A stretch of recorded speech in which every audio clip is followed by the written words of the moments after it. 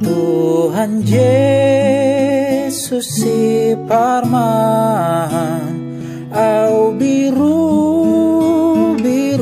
nado Yesus go di horo haku saihu hono kuho saihu hono kuho saihu hono kuho Yesus go di horo haku saihu hono kuho.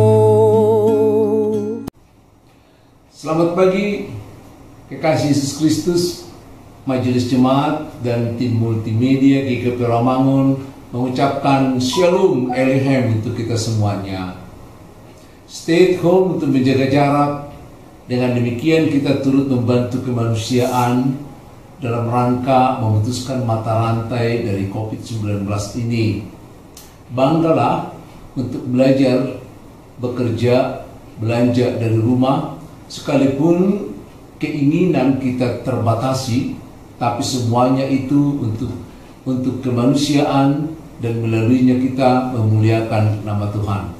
Tetap jaga jarak dengan sesama, tapi jarak untuk Tuhan harus semakin diperhatikan karena di dalam Dia kita bertumbuh dan Dia ada di dalam kita.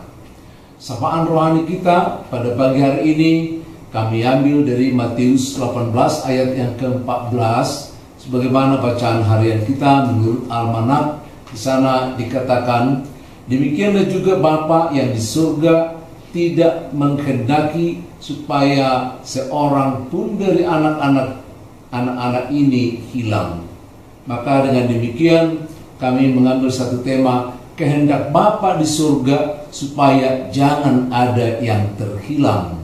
Terinspirasi dari Matius pasal 18 ayat yang ke-12 sampai 14 tentang domba yang hilang, di mana sang gembala meninggalkan 99 domba yang masih sehat, gemuk, terpelihara, tapi demi untuk satu ekor domba dia meninggalkan yang ke-99 ini karena Allah menghendaki jangan ada satu pun yang terhilang. Begitu mahalnya domba ini, lebih mahal lagi kita di hadapan Tuhan supaya tak seorang pun ada yang terhilang. Saudara-saudara kekasih Yesus Kristus, Allah mencari manusia. Kenapa bukan manusia yang mencari Allah ya? Oh yes, memang banyak manusia mencari Allah, tapi karena kapasitas manusia adalah orang yang sudah berdosa, maka manusia tidak pernah mampu mencari Allah. Hanya kalau Allah bermurah hati, mau menjumpai manusia di dalam kesesatannya, di dalam keberadaannya, menangkap kita, maka kita punya kemungkinan untuk kembali kepadanya. Pada mulanya Allah memiliki persekutuan yang akrab dengan manusia dan tinggal bersama Allah dengan manusia. Misalnya digambarkan bagaimana di Taman Eden. Tapi tidak lama kemudian manusia itu memberontak karena ingin sama dengan Allah. Maka Allah marah pada manusia, maka manusia dikutuk dan harus kembali menjadi tanah serta diusir dari hadapan Allah.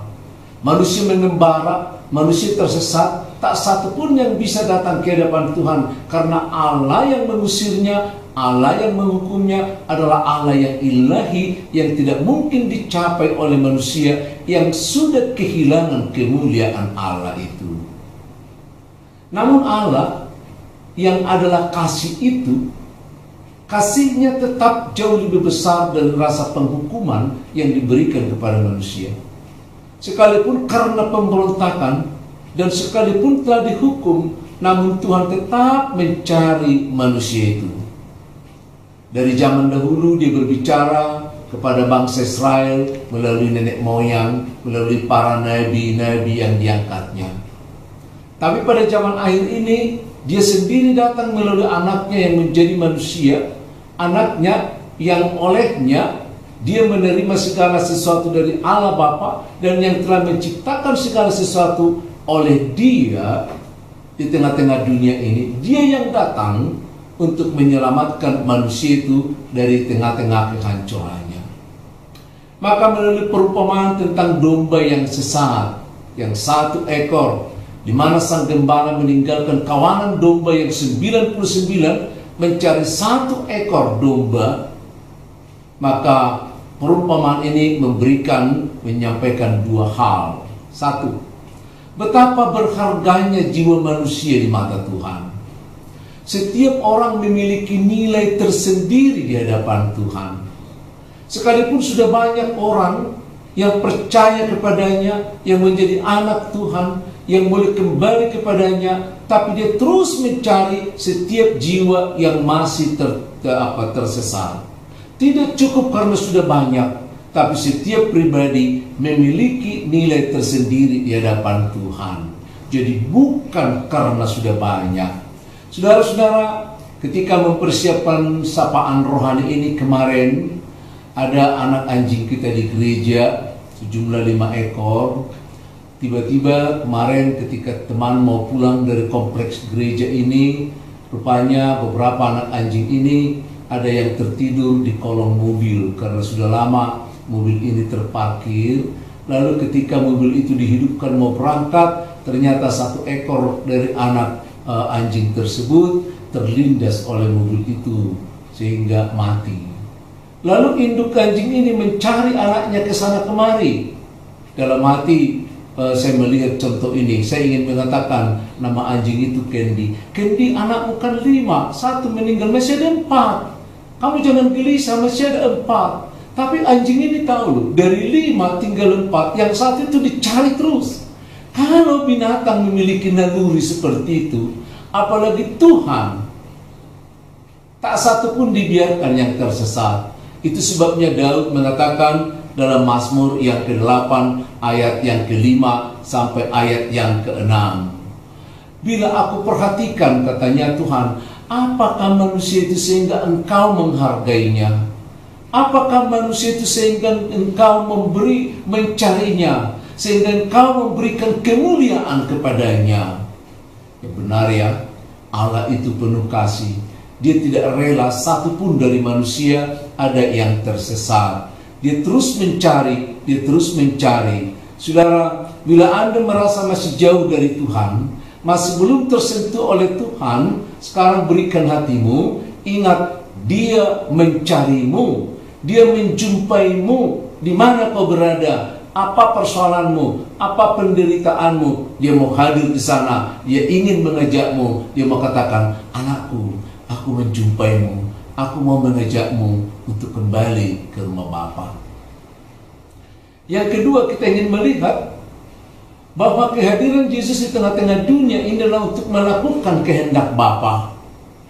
Dia katakan kehendak Bapa adalah supaya jangan ada seorang pun yang tersesat.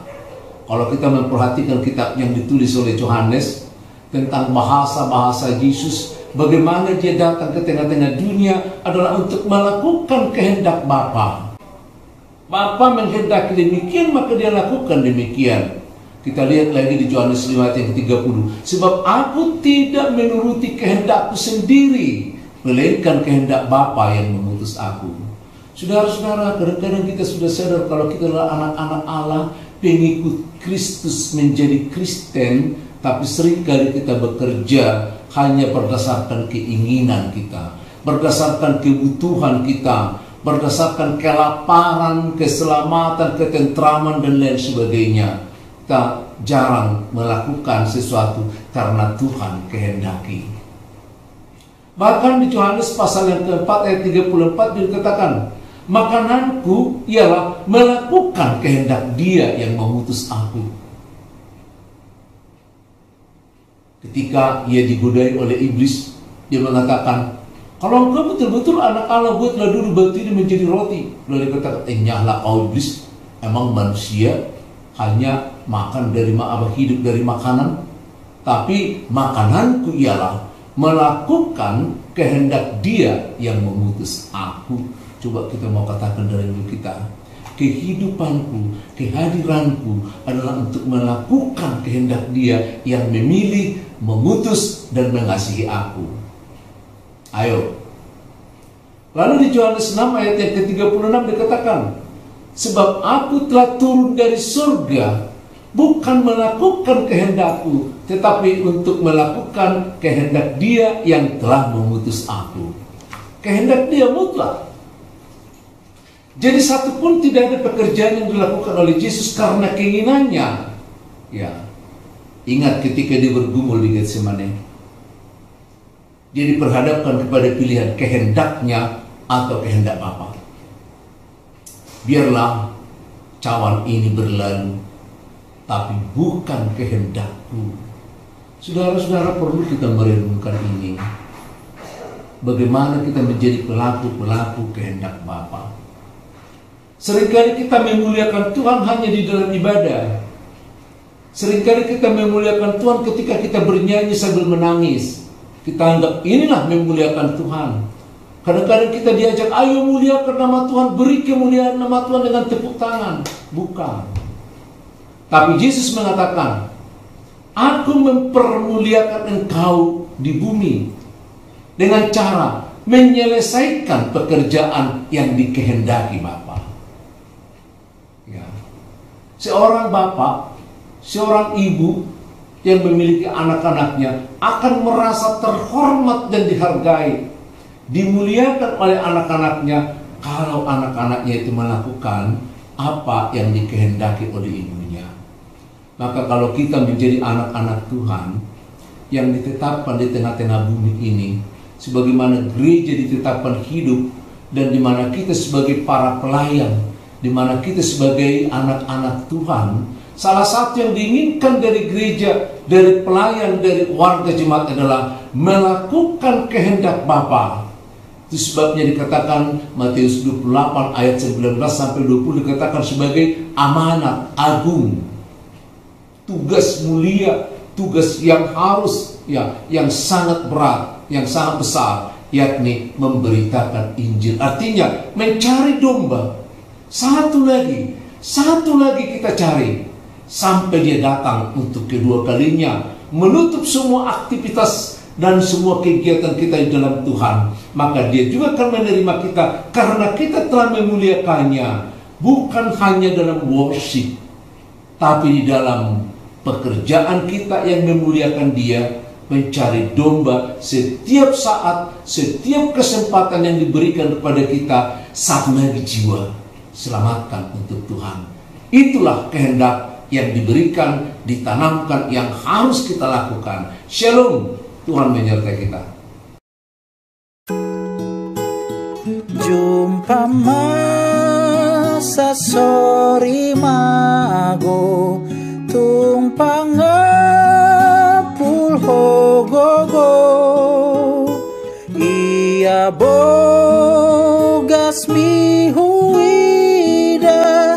saihut honokuho saihut honokuho saihut honokuho ia bogas mihuida